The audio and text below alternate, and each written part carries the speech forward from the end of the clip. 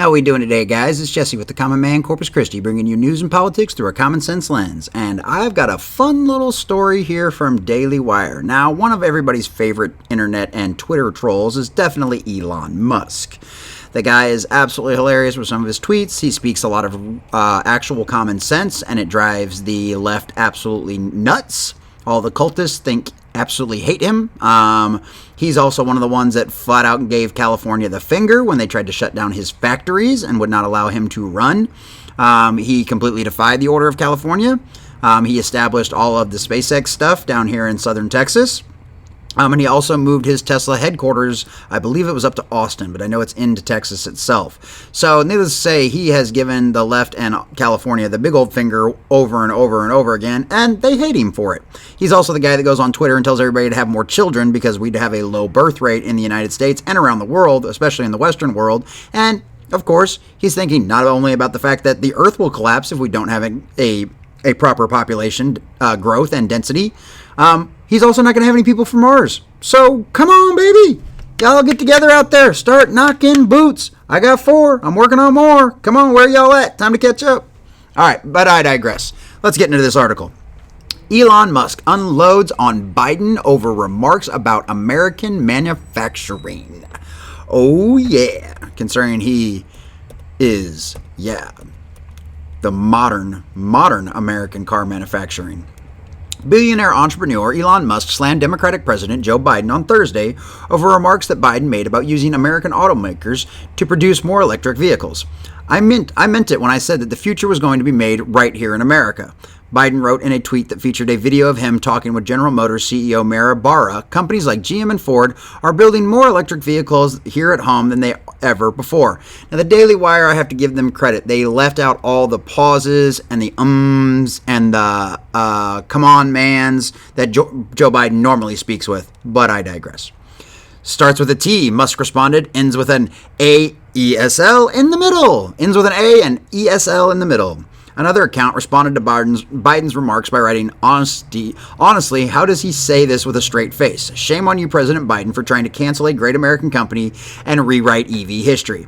No one is buying this. What an embarrassment for the United States. Hashtag Tesla. Musk responded, Biden is treating the American public like fools.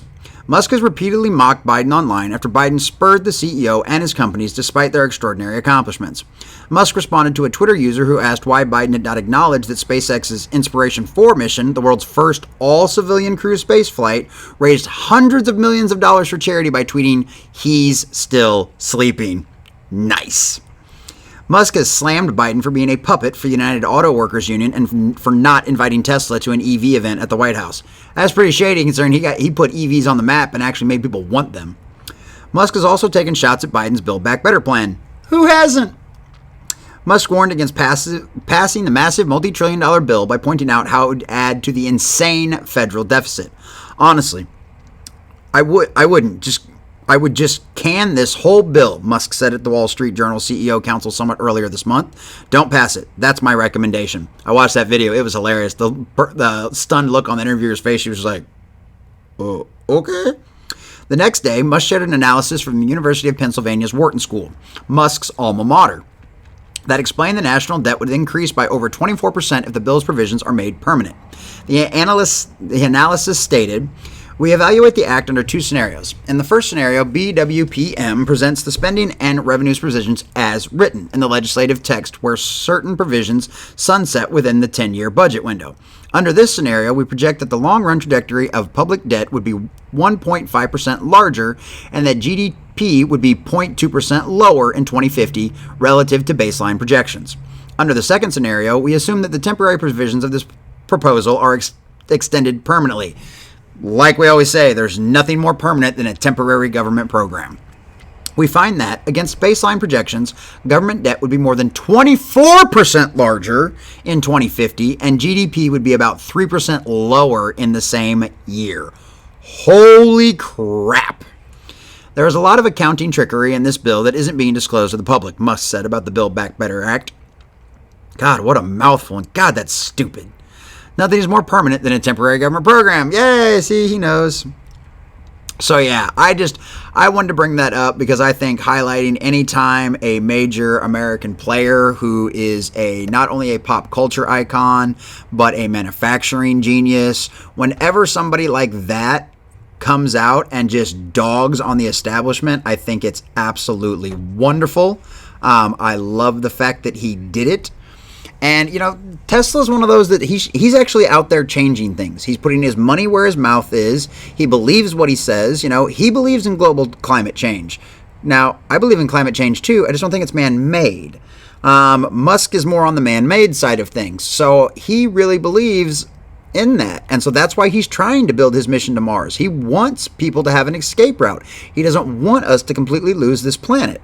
He wants us to always be able to expand and go out into the stars and continue the human race well beyond this planet and well beyond our lives and well beyond what any of us think is going to end up happening to our civilization. He is trying to make a better future for all of us.